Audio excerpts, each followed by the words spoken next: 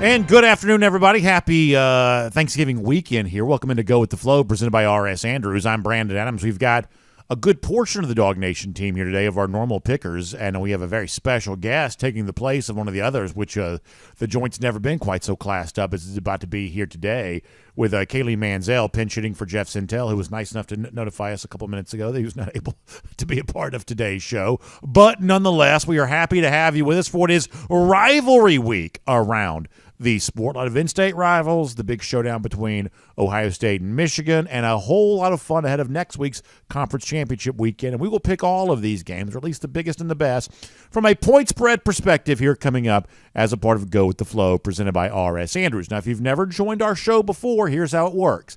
In just a moment, a lot of the Dog Nation personalities, Mike Griffith, Kaylee Manziel in for Jeff Sintel today, Connor Riley, myself, Dog Nation Daily listeners and viewers, we will share our thoughts about how we think some of these games are going to play out from a point spread perspective. At that point in time, a consensus is formed. And then we'll ask Dari Barrow from R.S. Andrews if he wants to go with the flow and join that consensus, or if he has other ideas about the games at hand. And we invite you to play along with us as we do all of that. And of course, we've been doing this all year long.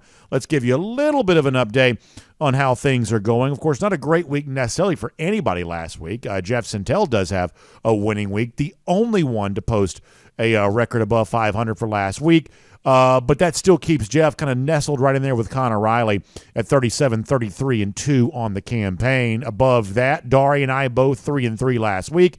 That puts me at 41, 29, and 2, and that puts Dari a game back of that at 40, 30, and 2, as we're kind of winnowing down here on our final weeks to make these picks.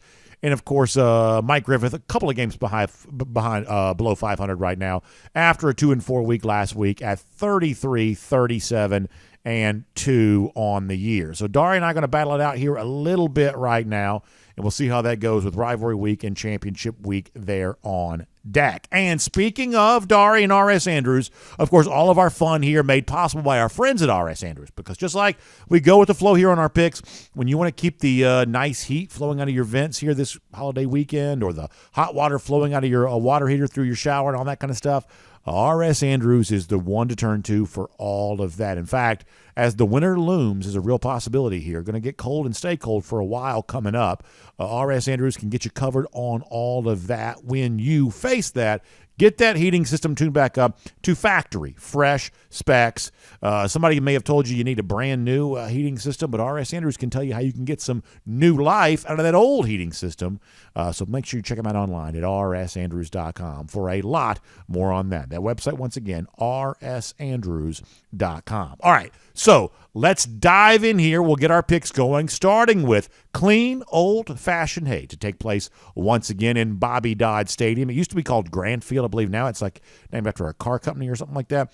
But nonetheless, it is a Georgia Tech Yellow Jackets team riding high after a win last week against Syracuse. And in the first full season for Brent Key as Tech coach, the Jackets find themselves as bowl eligible.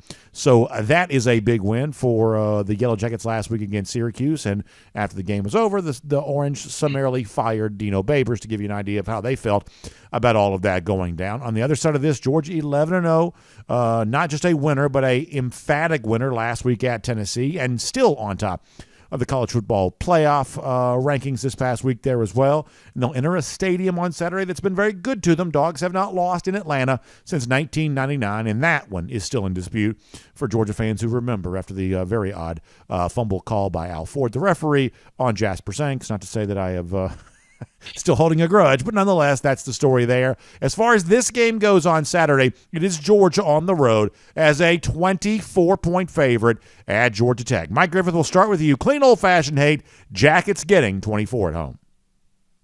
Yeah, this Georgia team's a little bit different. They didn't cover the spread. Well, wait a minute. Did they cover the spread last year? I guess they did cover the spread when it was all said and done. I know that first half last year was pretty ugly. The way this team throws the ball, I just don't think Georgia Tech has the personnel to match up. So I'll keep it clean and old-fashioned, and I'll take Georgia to cover the spread yet again. So there you go. Georgia is the pick for Mike Griffith right there. Connor Riley, how about for you? Yeah, I think last week was a little bit maybe of Georgia Tech's Super Bowl. in the sense that they got that bowl eligibility now. They can play with house money this week, throw some things out there.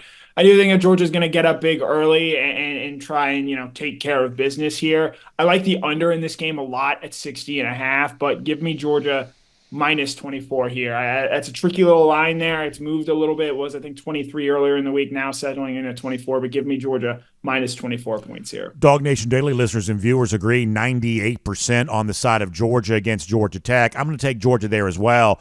Connor brought up a point that's also on my mind a little bit too.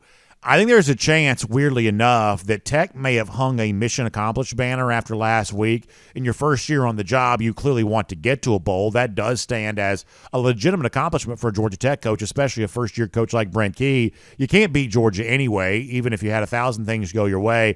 That's not going to happen. So perhaps you're playing this Saturday knowing you accomplished your goals here last week, and perhaps there's probably maybe not quite the same level of spark in Tech's performance there on Saturday. I think that aids Georgia. And I'll also say this, while I don't typically care a whole lot about long-term trends over the course of a period of a great number of years, because those aren't the same coaches, those aren't the same players, hard not to notice here that in the entire history of Georgia playing Georgia Tech after having won the SEC East, there's only one instance of these games being decided by single digits. That's back in 2005 when Georgia won 14-7. Other than that, it's 51-7 in 02, 34-17 in 2003, 31-17 in 2011, 42-10 in 2012. On and on we could go, including in the Kirby era, 38-7, 44-21, 52-7, 45-0, 37-14. Last year actually represents the second closest game under these circumstances, with Georgia having won the East, knowing it's going to go to the SEC championship. In other words, the so-called look ahead that could happen just in this series never seems to come. I think that Kirby Smart has kind of got this rivalry game sort of figured out, not just in the kind of the post-Paul Johnson world of the triple option, but also finding the motivation for his team in a game that's sort of a weird one-off after so many straight weeks of SEC play. I really trust Georgia in this spot. I think the 24 is still a sizable number when you go on the road, but I find myself trusting Georgia and frankly kind of smarting last week after ignorantly not. So I'll also take Georgia minus the 24. Did I skip over Kaylee? I did. Kaylee, I'm sorry. By all means. So excited. I'm just flying right through here, and I just realized I skipped over Kaylee Manziel. Kaylee picking for Jeff. It is a clean sweep on Georgia here right now, but Kaylee, how about Jeff? I know he takes the favorite because that's all he ever does, but give us his reasons why, or your reasons why. I was going to say, first off, I'm Kaylee Mansell, and I will be reading for the part of Jeffrey Santel today, which I'm so excited for. Jeff, also known as always going to take the dogs here, always taking them to cover. So without surprise, Jeff's going to take Georgia in this spot, as he has done every single game. Yeah, the last time Jeff took an underdog on this show, Bobby Dodd was still coaching at Georgia Tech, to give you an idea of how long ago that's been. So now I can officially say, after steamrolling over poor Kaylee, now I can officially say that it is a clean sweep, everybody on the side of Georgia, and I can give the catchphrase for the show. Dari, do you want to go with the flow and take Georgia minus the 24 in this spot? Well, Georgia Tech has covered 7 of the last 10 games against the spread against Georgia. Even with that being said, I'm going to take Georgia here. I think they just get over that number. 24 is a tall task, but I think they're going to be in that 26, 27, 28 point victory. So Dari Peiro also begrudgingly, somewhat hesitantly, but nonetheless on the side of Georgia there too. 24, not a small number. Georgia is on the road, but we'll see if the Dogs are able to get that done. We'll also keep the theme of rivalry games with an SEC flair going here as we travel over to Auburn, Alabama for the Iron Bowl, where in this particular game, Auburn is smarting coming off a 3-touchdown loss to the Aggies last week. Not Texas A&M, but New Mexico State. Jerry Kill coming into Jordan-Hare Stadium and making it his own last week. And now Auburn has to dust itself off after that and get ready for Alabama, who also knows it's going to be playing in the SEC championship game next Saturday, trying not to have a look ahead against the Tigers here, something they have fallen prey to perhaps in the past. But Vegas and the odds makers certainly liking Alabama here in this spot, making them a 14.5-point road favorite at Jordan-Hare Stadium. I believe Mike Griffith will be attending this game. So, Mike, we'll start with you with that in mind. What do you think about Auburn getting 14.5 at home in the Iron Bowl? Yeah, when we made plans for me to cover this game and write about it, it looked like it might be a closer game. That was before New Mexico State went into Jordan-Hare and beat him badly. An indictment on the program. Perhaps looking ahead, but even looking ahead to lose by 3 touchdowns, there just can't be that much of a talent deficit. So give me Alabama to cover the spread against Auburn in Jordan-Hare Stadium on Saturday afternoon on CBS. So Mike on the side of Alabama there, minus the points. How about for Kaylee Mansell in the normal position for Jeff Sentell in the correct order this time? Jeff, Kaylee. Boy, this is not going well. Kaylee, how is Jeff feeling about the Iron Bowl, and would you like to embellish any of those thoughts for him? Well, no surprise here. Jeff's going to take the favorite. I'm surprised that Connor didn't say anything about you skipping over Jeff/me last time, because usually he likes to hear what Mike and Jeff has to say before he takes his pick. So things might have been a little bit different. But, yeah, Jeff's going to take Alabama here. I agree with what Mike said. I just don't think that Auburn has the talent this year to be able to keep up with that. And it's Hugh Freeze's first Iron Bowl, so we'll see how that turns out. So a lot of love for Alabama here right now. A little bit of a jab from Kaylee against Connor, just a shot just being fired like right away right there. Perhaps a little bit of revenge from some of the shots that Connor's taken at Kaylee on a happy hour here during the week there too. Either way, Connor, the floor is yours to either rebut Kaylee or make your pick. I'll let you decide which one you want to do. I'm not stupid enough to take an Auburn team that just lost by 3 touchdowns at home. I get weird things happen when this game is played in Jordan-Hare. But I think there's going to be a little turtle doving north of the Mason-Dixon line. So give me Alabama here, minus the 14.5. Wow, a little Dixieland Delight reference from Connor. I'm very, very happy to hear that. I mean, that thrills me more than anything else right there. A very nice thing indeed. Dog Nation daily listeners and viewers also on the side of Alabama, 91% here. And y'all, like I hate myself for this. I do. This is so dumb because – I went against Alabama at Kentucky a couple of weeks ago, and they completely lambasted the Wildcats there in that spot. But the numbers are obvious here. Auburn has covered 3 straight games at home against Alabama, and I don't know if you know, a lot of those Auburn teams weren't very good either, including the one in 2021, by the way. They're 6-2 at home against Alabama against the spread in the Saban era here. Somehow, some way, they find a way to keep it closer than experts think when playing in Jordan-Hare Stadium. How could that possibly happen this year, given Alabama's on its way to an 11-1 season with an SEC championship berth and Auburn just lost badly to New Mexico State? I don't know. And I don't love myself for doing this, but this is just how it goes in this building, in this rivalry. I'll take the 14.5. I believe the half point could loom large here potentially. I'll take that here and be the only idiot on the side of Auburn and probably look a fool come Saturday night. But, Dari, that's what I'm standing on here right now. Flow decidedly on Alabama. You want to go with the flow and be a square like the rest of these and take Alabama. I'm going to come in that foxhole with you. There you go. I actually like Auburn a lot this week to cover that number. I think it's going to be a single-digit game. I think the defense is going to rise up. And I think they've actually been preparing for this for 2 weeks because Freeze knows – whether he beats New Mexico State or he gets his ass kicked by it, it's really irrelevant. A good showing against Alabama is what he needs to get that fan base going and keep that money flowing. I think they're going to deliver. I think you're exactly right about that. I mean, the New Mexico State's game is a little consequence. I mean, even Nick Saban lost to Louisiana Monroe in his first year. If you can find a way to keep this closed and you perhaps raise a few NIL dollars for the upcoming transfer portal and you can sort of sell the idea of, a few more players, look how good we could be. Dari, I think you're spot on that. Another SEC-themed rivalry takes us to Saturday, where Florida State travels to the Swamp to take on the Florida Gators. Of course, this game marred by quarterback injuries, certainly for Graham Mertz, but also, most importantly, for Jordan Travis here. Florida State also drops down in the college football playoff top 25 this week, down to number 5, from where it had been in previous weeks at number 4.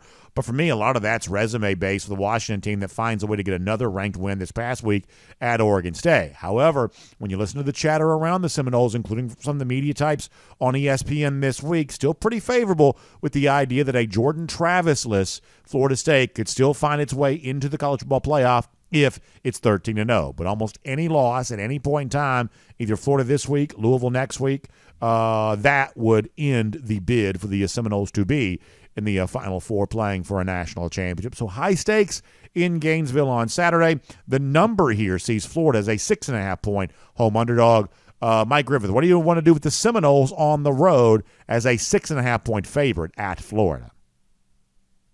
Yeah, I really always hate to give my reasons for picking a team because it's just more information for the people that pick behind me. But look, it was not that my record indicates I've done a great job. It certainly hasn't. It was 13-3. Florida State was down to North Alabama last week. I mean, they trailed a really bad team by 10 points before their quarterback got hurt. Give me Florida. So Mike on the side of Florida here in this spot, plus the 6.5. Kaylee Mansell, how about in place of Jeff Sentell? How does he feel about this move? By the way, does the Florida State have a nickname? Mike, you've been around for 1,000 years. Does Florida State have a nickname? I don't think it does. I've heard individual games nicknamed. I was at the Choke at the Dope. Yeah, you're right. In '94, but I don't know that the rivalry. I'd say Sunshine State Showdown, but that's I don't think that's it. Yeah, that's a little bit more of a play on the Sunflower Showdown between Kansas and Kansas State, which, by the way, the only time those two rivalries have ever been mentioned in the same sentence with each other before. But I think you're probably right about that. Kaylee, how about for you in place of Jeff? How's he feeling? Yeah, Jeff's gonna take Florida as well. This is a game that's finally going to give them a chance to potentially make headlines and put Florida State out of the playoff race for good. So Jeff said the Gators are not going to back down. All right, how about that little play? We've had a lot of music lyrics. Connor's breaking out Alabama. Jeff's breaking out Tom Petty. So, well, I said that. Kaylee Mansell. I gave Jeff the credit. Yeah, throwing out the Tom Petty lyric, obviously appropriate for the folks in Gainesville there. So, Connor, a little bit of love for the Gators here thus far, getting some points at home. What do you think about that? I was all ready to give it to him and think Billy Napier is going to throw the kitchen sink at this game because if he loses it, 11-14 in 2 years, Kirby Smart by comparison. Georgia beats Georgia Tech on Saturday, going to be 93-15-8. Austin Armstrong, a 29-year-old like myself, he is probably not having a lot of fun as a defensive coordinator at Florida.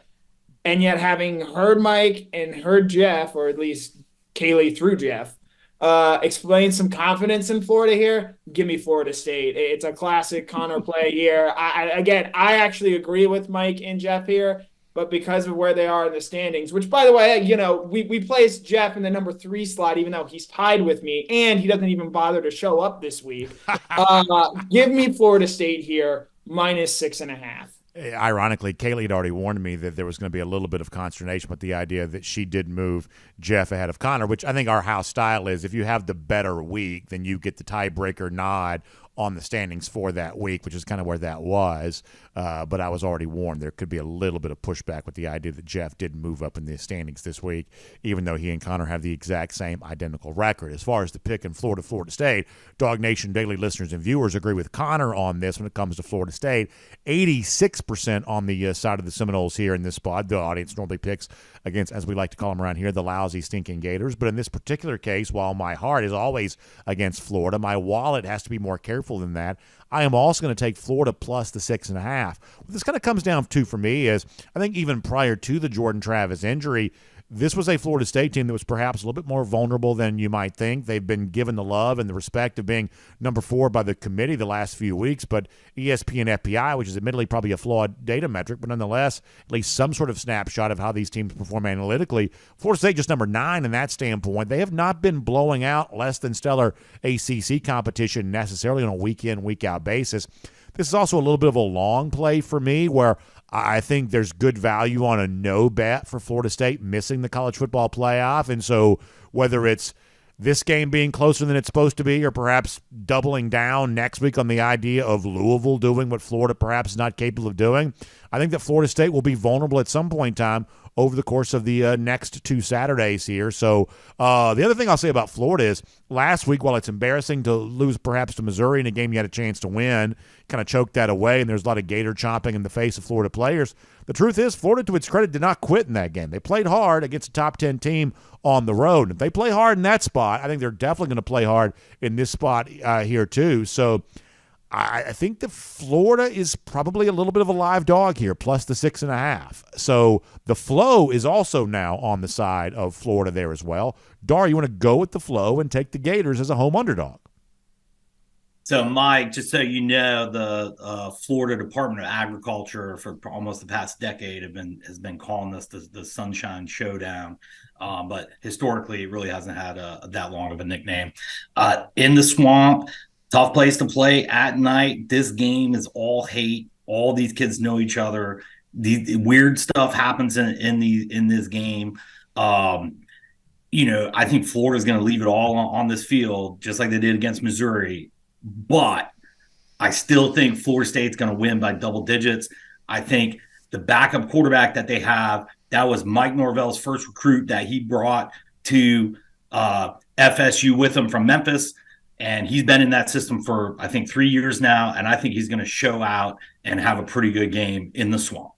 So there you go. Very, very interesting picks here on the side of Florida and Florida State moving into Saturday there as well. I don't know about the nickname. Interesting information from Dari on that. I do know that it's one of the few rivalry games actually dictated that it must be played by state law down in the state of Florida. So there you have it there on that. We will now kind of step outside the boundary of the SEC and look at some of the other games. And by the way, I'll also tell you this. We record this to air on Friday. That means that rivalry games like I love, like the Egg Bowl, we're not able to really pick that. We'll skip out on, we wouldn't have picked Arkansas, Missouri anyway, a game to be played on, Friday afternoon.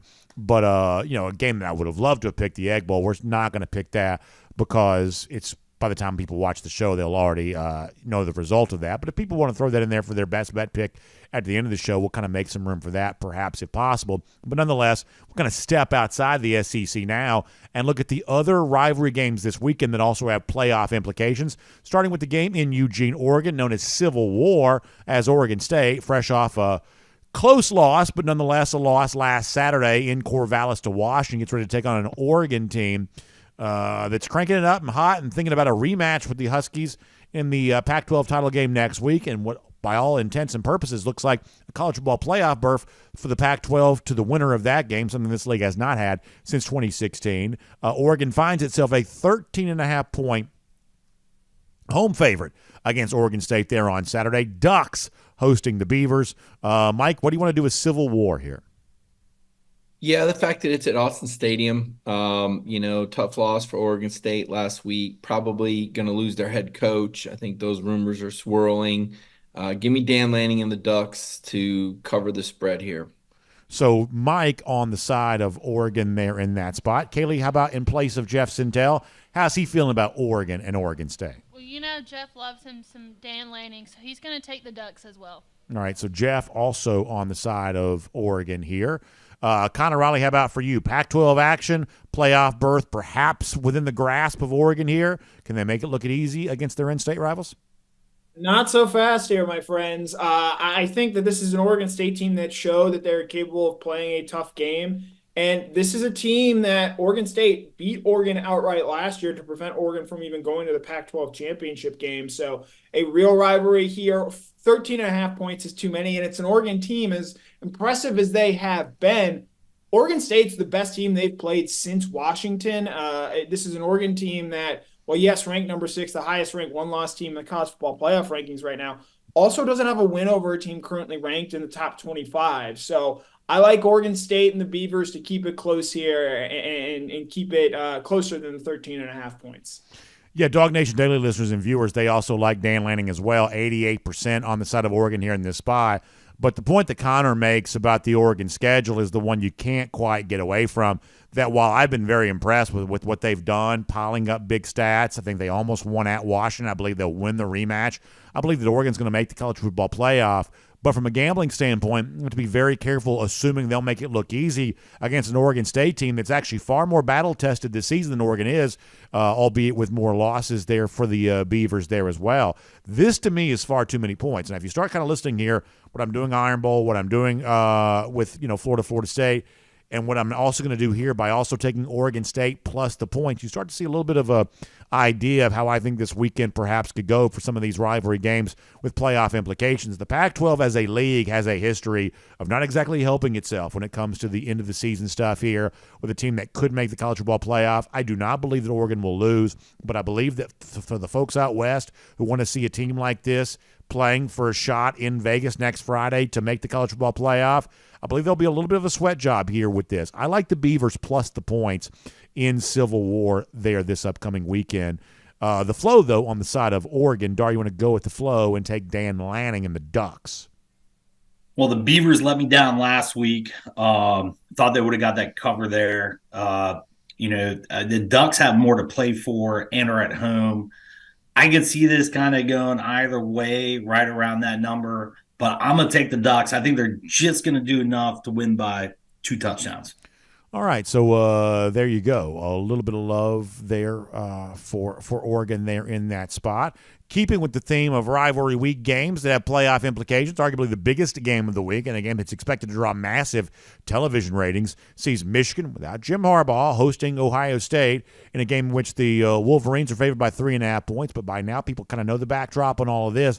In addition to the 2 separate controversies that Michigan has dealt with here this season, there's also the long-standing storyline of Ryan Day trying to break through against Michigan, something that the Buckeyes have failed to do in each of the last 2 years, as Michigan has won the game, gone on to make the college football playoff, although last year Ohio State also sneaking in as a non-Big Ten conference champ, on just the strength of their record, the strength of their performance. But this year it could be based on the depth of the field. One spot for one of these 2 teams perhaps anyway. So the game, as they like to call it in pretentious fashion, sees Michigan as a 3.5-point favorite. Mike Griffith, what do you want to do with the Wolverines and the Buckeyes? Ohio State couldn't win at home last year with C.J. Stroud. They're not going to win in Ann Arbor. Give me Michigan and give the points. So Mike on the side of Michigan there. Kaylee, how about for you in place of Jeff? This is the first pick that Jeff and Mike have not agreed. Jeff's going to take Ohio State here. Not the favorite, so he must have put some thought into it. All right, so there you go. Jeff Sintel on the side of Ohio State here in this spot. The Buckeyes ranked higher in the college football playoff rankings, but power ratings and point spreads and things like that have a tendency to respect Michigan more so than the Buckeyes here. Connor, how about for you after a split decision amongst our riders, where you want to go with Ohio State and Michigan? Yeah, look, there's a hunch here that someone following me on this panel is going to have the cowardly move of picking Ohio State here, even though they had picked Michigan to be the playoff team at the start of the season from the Big Ten. We here are no such cowards, and we stick with our picks through thick and thin. And as much as Michigan has not, I think, been up to their standard in the past 2 weeks, give me all the Michigan stock here. I think they know what this game means. I think they know the kind of message that they can send with even everything swirling around what a win in this rivalry would mean for them against this Ohio State team, making it 3 straight years against a coach that was born on third base and thought he hit a triple. So give me the Wolverines here minus the 3.5 points. And if one of my colleagues following me here is selling any Michigan stock, I will gladly take that as well. Yeah, so Connor and I talked about this a little bit yesterday. First, let me give you Dog Nation Daily listeners and viewers about as split on this game as they are anything this week. 61% are on the side of Ohio State here in this spot, with Michigan and Ohio State on Saturday. So here's my theory on this. I touted Michigan to make the playoff at the beginning of the year. I don't like to change my mind when it comes to an established opinion. I may get the pick wrong, but I want to at least be consistent with my line of thought. However, here is the reason that I'm reconsidering Michigan here right now. I honestly believe the way that the Wolverines have performed at times this year, the whole allegations of sign stealing and Connor Stallions and all that stuff that has led to the suspension of Jim Harbaugh, I'm led to believe the Wolverines were really aided by that. And for all the debate of, well, did it help them or did it not only do I believe that it did, I think the Wolverines really believed it did. Otherwise, they wouldn't have such an robust apparatus to make all of this happen. I think the specific place where you see this showing up is with J.J. McCarthy, who has not been the same quarterback in recent weeks. And yeah, I know they kind of easily dispatched Penn State, but the truth is that speaks to more, I believe, of what a non-entity Penn State is as opposed to necessarily anything about Michigan. For the last 2 years, there's no doubt that Michigan has clearly been the better team. They've literally outclassed Ohio State, and I use that word intentionally when it comes to that. But Ohio State's also responded to this a little bit too. They have set out to get better on defense, and they have. With to the credit here, Jim Knowles has stepped in, and this year the Buckeyes are actually playing like one of the better defenses in all of college football. And while their offense has sort of left something to be desired, there's also a little bit of a thought that maybe Ohio State's perhaps going to get better offensively at the right time there as well. I do not like backtracking on a preseason pick, but apparently Michigan was only playoff level good because they cheated to get there. I don't know if they lose on Saturday, but I think Ohio State plus the 3.5, given the fact they've gotten better on defense and given the fact they have the game's best player in Marvin Harrison Jr., I think Ohio State's worth the flyer here, plus 3.5. This is another underdog for me in one of these rivalry games. I'll take the Buckeyes plus the 3.5. But that puts the flow on the side of Michigan. Dar, you want to go with the flow and take Michigan?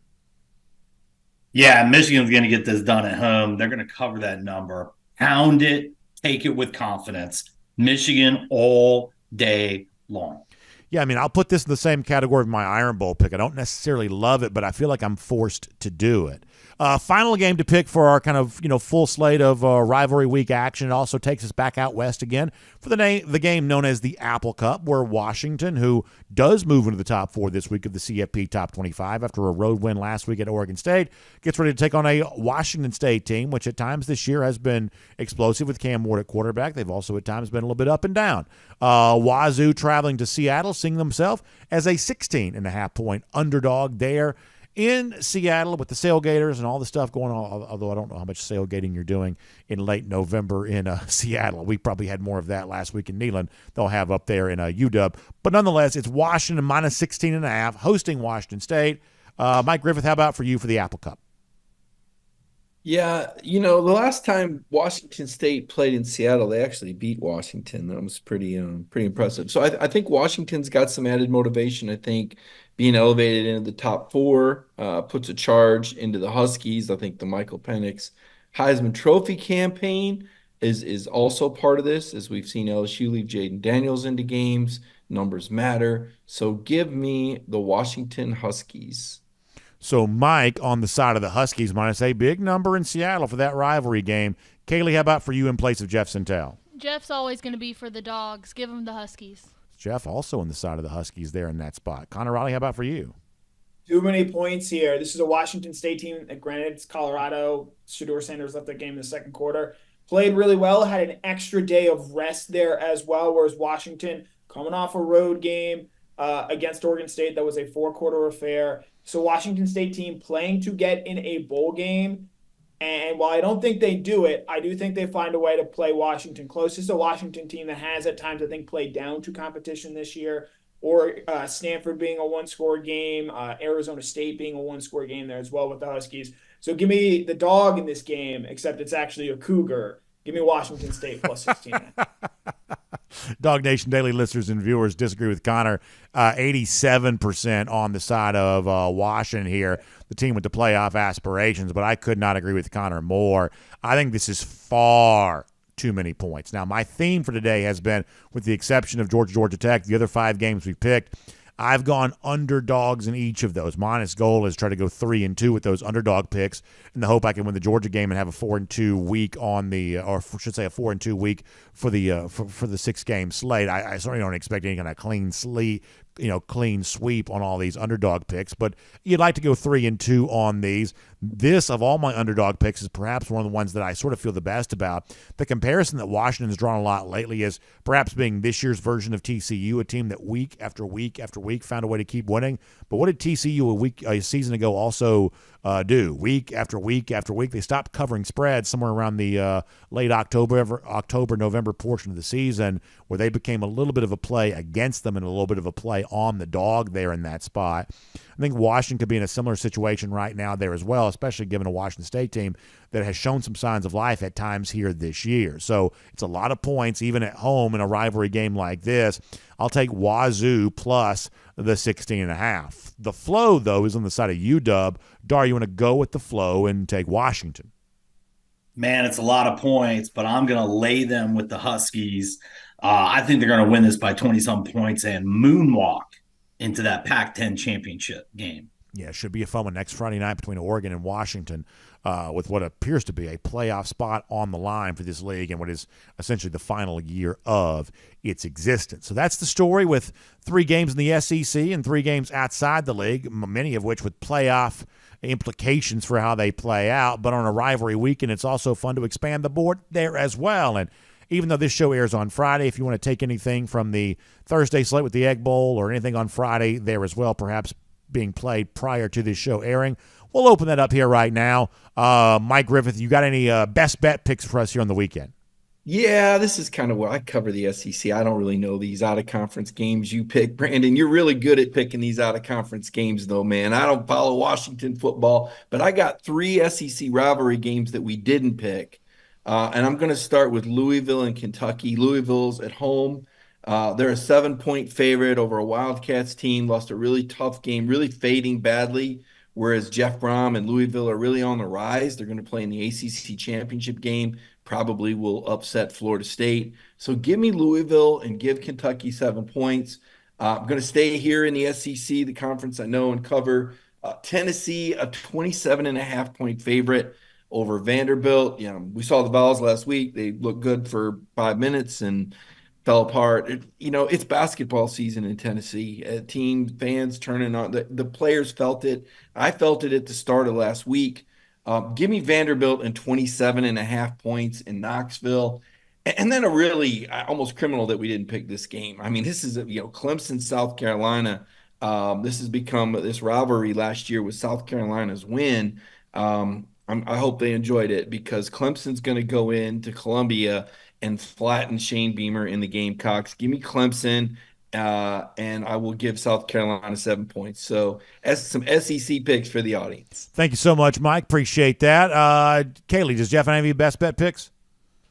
No, he doesn't. You got one? I had Clemson 7-point favorite out South Carolina. Give me them. And then my other best bet is that this will be the shortest drive I ever have to a game this weekend. So. Oh, there you go. Yeah, going to Atlanta there on that. Y'all be careful, man. Y'all just laying points left and right with the Clemson team that just barely snuck into the top 25 here this week. Be really careful. South Carolina showed some. Now, wait a minute. Will you pick that, BA? I want to hear your pick on that game. Oh, I don't have a pick on that. Listen, you don't have to swing at every pitch, Mike. That's the one thing you got to learn in life. You do not have to swing at every pitch, and I don't have a pick in that. I'm just saying, as I told you last week, and by the way, sitting in this chair at this time a week ago, you can go back and play the tape. I've got too much dignity to play it myself, but you can go back and play the tape. I said to Auburn, be careful with New Mexico State. I said that sitting right here. They didn't listen. So I'm telling you all right now, be very careful assuming that South Carolina is going to lay down and die against Clemson just because Clemson wants that revenge. Be very, very careful there in that spot there on that. That's all I'm saying. Connor, how about for you? You got some pre-Thanksgiving, or as folks watch this show, it'll be post-Thanksgiving. You got some Thanksgiving week picks for us here? Yeah, we ran into some trouble with our best bets last week, going 0-3. Real close to winning all of them, but that's not the way we do it here. So we're going to give out 4 certified winners this week. First one, this is actually going to be done by the time this show airs. Iowa, Nebraska. Now, the over-under for this game has dipped down to 25.5. I can't even go that low and touch it. So I am going to take Iowa +2 here to win outright. I don't trust Wisconsin. This is an Iowa team that just keeps finding disgusting ways to win week after week in a low-scoring affair. I like them to do that again this week, even though 25 is just too low for me there. Other games that I like, we got an ACC battle. Virginia Tech against Virginia. Now, Virginia's been playing really well the second half of the season here. But Virginia Tech owns this rivalry. They need a win to get to a bowl and make some real strides there for Brent Pry in year 2. I like them to do that. They're only a 3-point favorite against Virginia. Give me the Hokies here, gobble after Thanksgiving to cover there. And then we're going to go out west where we make our home, we make our hay. We've got 2 Pac-12 games we're going to pick. First, Utah, Colorado. I think Kyle Whittingham wants to destroy Deion Sanders and really drop a sledgehammer on there. You saw what happened last week with Washington State. I'm not the first person to make this point, but when you're a bad team and teams are treating it like a Super Bowl, it's not a good place to be. I don't know Shedeur Sanders' status for this game.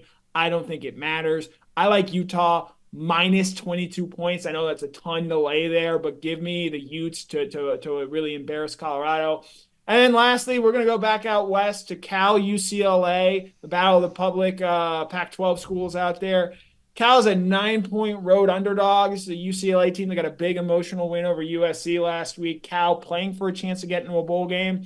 Give me Cal here +9. So to wrap it up, Iowa +2, Virginia Tech -3, Utah -22, and Cal +9. All right, good stuff there, Connor. And while I have had a pretty good season as far as my board picks are concerned, this particular portion of the show I have not done well with. I was just 1-2 again last week. So I am not going to belabor this and try to start sprinkling the infield with a bunch of picks here because I'm frankly not been good enough to do that. So let me give you one that I like a lot. And let's see if we can also get a little extra juice on this there as well. One of the things I'm very interested in this weekend are interim coaches. Last year, we saw a lot of life from interim coaches late in the season. I have a sneaking suspicion on Mississippi State in an Egg Bowl game that you all will know the result of by the time this show airs, but a game that you can still get some action down on. I like A&M with interim coach Elijah Robinson +11 against LSU here this weekend. And if you get action down at a place that'll take a correlated parlay on this, I'll take A&M plus the 11 parlayed with the under 66.5 here in this spot. So I like both A&M plus the 11, under 66.5 for the game. A&M showing some signs of life with an interim coach, something that a lot of teams did a year ago, including Cadillac at Auburn, Brent Key at Georgia Tech. There were several examples this last season of interim coaches actually performing pretty well. Zach Arnett in the late stages there for Mississippi State there too.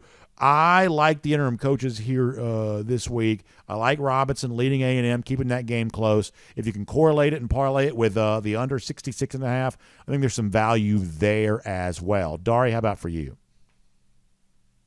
I actually like LSU in that game. That's one of my picks. Okay. Last week, I had to go back to comfort food to East Carolina, note inside out. I knew they would lose and not cover to Navy. Navy won that 10-0, 3-point favorite, money in the bank. I'm going to give you 4 today. Wow. One is LSU is going to pound Texas A&M. They're going to easily cover that 11.5. They've covered like 9 of the last 10 times they played them in Baton Rouge. That continues today or this weekend. Vandy at Tennessee. I'm going to take the points in Vandy plus 27 points. I also like Notre Dame at Stanford. Notre Dame -26 is going to easily cover that game. Wow. And to top it off, we're going to go back to ECU, Tulsa. I like ECU to cover 3 at home. So a nice little slate of picks there from Dari Perro, giving you a lot of value there with those best bet picks at the end of the show. And, of course, Dari, part of R.S. Andrews, really good at picking games, but R.S. Andrews also really good at taking care of you for your air conditioning, your heating, your plumbing, electric needs. You can find them online at rsandrews.com for a lot more on that. We say on behalf of the entire Go With The Flow team, happy Thanksgiving and happy holidays to all of you. Best of luck with your rivalry week picks. Then we'll come back and see you next week as it's conference championship weekend where things get very interesting as the final playoff spots are all decided. So we will look forward to talking to you again next week at this same time for Go With The Flow, presented by R.S. Andrews. Have a great weekend, everybody.